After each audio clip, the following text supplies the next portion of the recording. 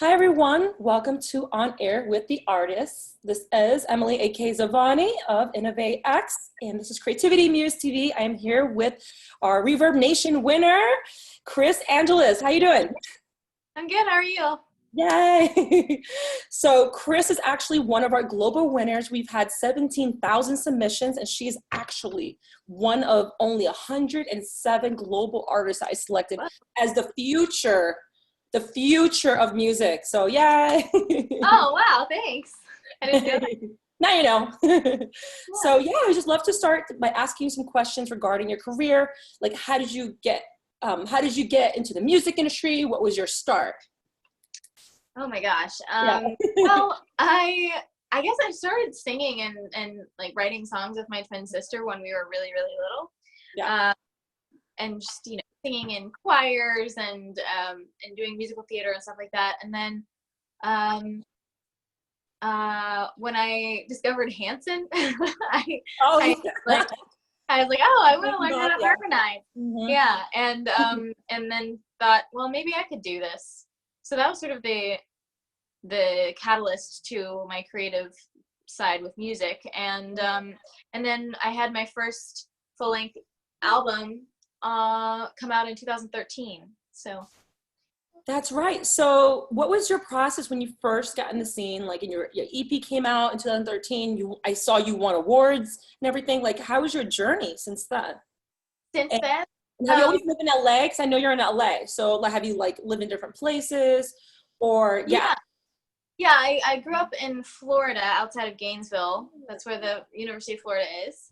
So I'm a born Gator. I didn't go there, but my parents did, and I was born at the University Hospital. So, and then when I was 11, we moved to Northern California, to Carmel.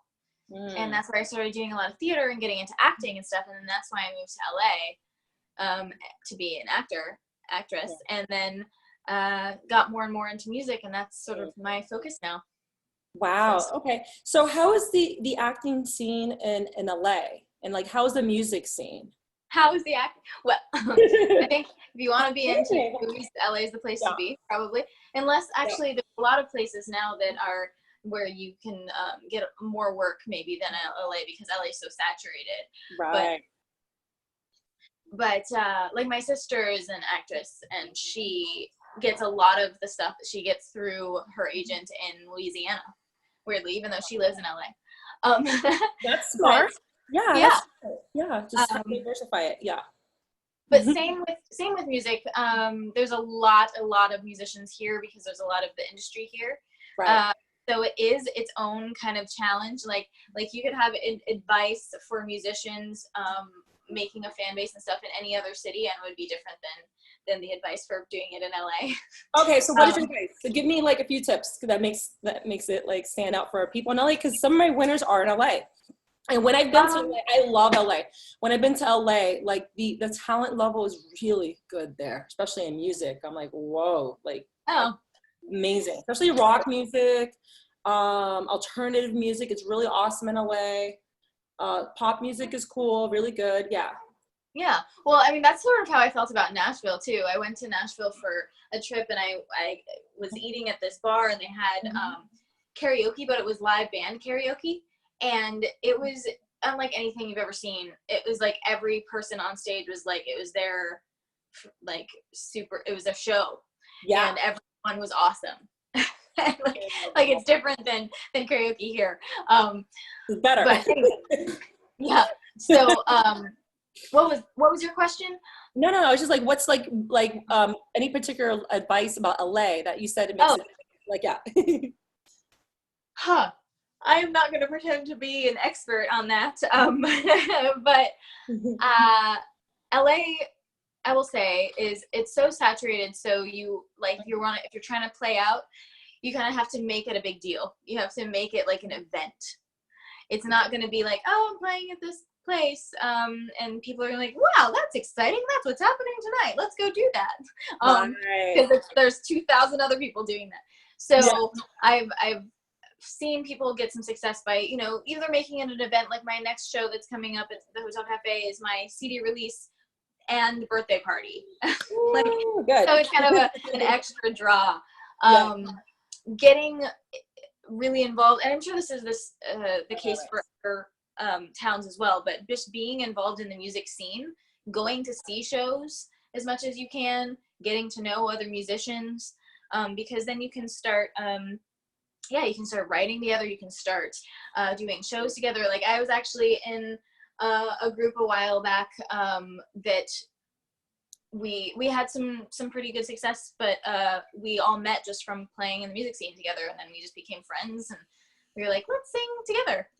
So You know what? I really like that advice about, because I hear that about the LA artists, about collaborating and meeting the other artists, because kind of in New York City and kind of other places, and I haven't been to Nashville or Tennessee. Oh my God, I gotta go. They sometimes artists just, they don't want to collaborate. They're too competitive and they don't want to meet other artists. They don't want to, you know what I'm saying? And that misses out on a major opportunity, you know? So right. I do appreciate that advice, you know? Definitely.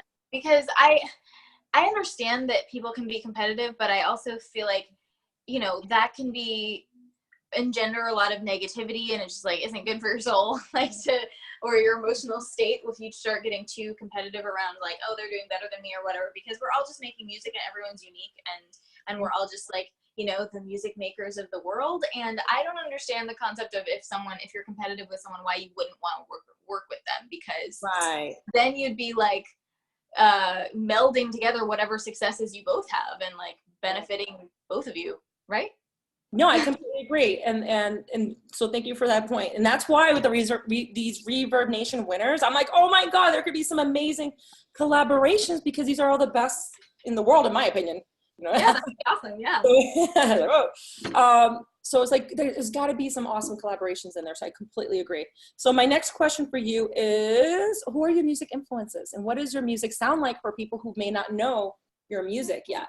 Like what genre of music? I've been saying that it's folk pop, like singer-songwriter folk pop. I'm influenced by Ingrid Michaelson and Rachel Yamagata and Ray LaMontagne and even Taylor Swift. You know, it's like what? I'm like, I know that one. Yeah. Unique, and Katie Herzig, and so maybe there's a lot of artists that aren't necessarily like completely mainstream household names, but they're all really awesome. And so maybe what folk pop, so it has elements of both. So the folk elements are I like to do organic acoustic bass and instrumentally, and a lot of my songs have kind of the folky element of being like stories. And I love harmonies and that kind of instrumentation, but then I also I like pop music, and so some of the stuff that I've been working on the last couple of years with these new producers and stuff has some of these cool electronic elements that add some you know, ambiance and stuff, which I really like. So I have this EP that's coming out is a little bit more on the folky side, and then I think my next EP is going to be more of the more pop kind of sound that I've been working on. I thought maybe I could put them all together on one album, and maybe I should have, but then I was feeling like, maybe EP's coming out. Huh? It's like too late. The EP's coming out. That's it. Yeah, totally. So I went with the vibe of like, these songs are a specific vibe, and then I'm going to do a different vibe, and hopefully that's not confusing for people. Right. You know what? I love good songwriting, and that is what is missing in a lot of music. And a lot of people I turned away in the contest is because of lyricism and their songwriting. So I think it's so awesome that you write your own stuff, and I think we're going to hear it. I think are you going to play something for us, maybe? Yeah. I'm going to play something for you. It's like on the spot. Sorry. Yeah, I wasn't sure what song to play, but I think I'm going to do, this is actually a song that came out today. It's the second single from the EP, Pieces That Were Stolen, and it's actually the title of the EP comes from this song. The song is called Stained Glass, and it's about us as people being like, even if you get hurt or whatever, all the things that happen in your life, even if you end up broken, you're colored by all the relationships you've had and the experiences you've had and the feelings that you've had, and you can come back together like stained glass and be something more beautiful and stronger than you were before. So beautiful. here we go. Should I play the whole song? Whatever you like. Whatever your spirit guides you. Yeah. Okay. For your creativity, yeah.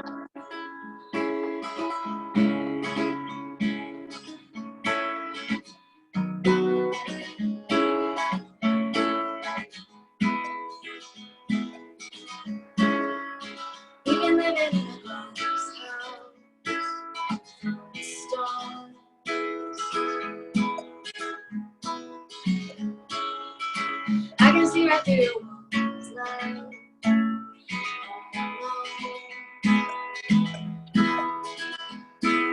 shattered, cracked from battles past. We fall apart, but we come back.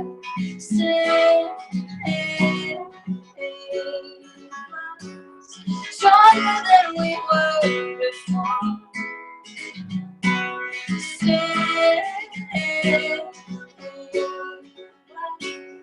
Pieces that were stolen, beautifully broken.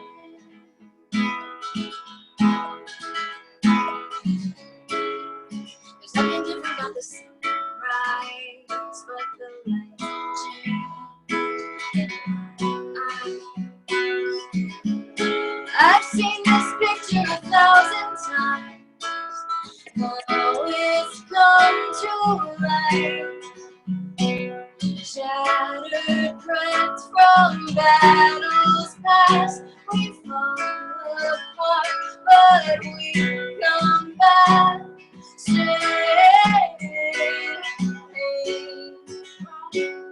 Stronger than we were before. Oh, Pretty. Pieces that were stolen, beautifully broken, colored by the way we are.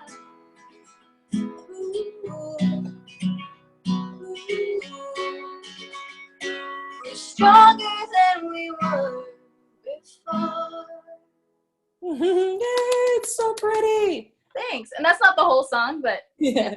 You know what? It sounds really good also for like Broadway or like for, I'm obviously not crazy, Broadway, but I remember I saw a show called Once on Broadway in New York, and it was like folk music, and I was like not sure if I like folk music, but when I went, I was like, oh my God, like I would never forget it. I love folk music. Yay!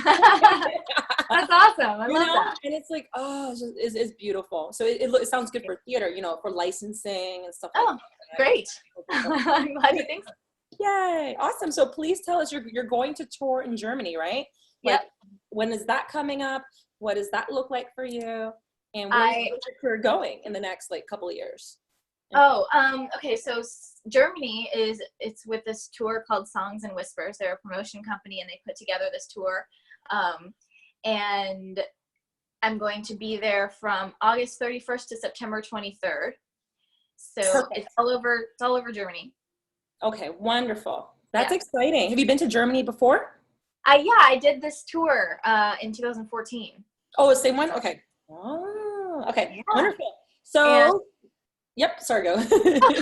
And in regards to where I'm hoping to keep going, I'm actually in the process right now. It's the last week of my crowdfunding campaign for the EP, and mostly it's to raise money to pay for a radio campaign.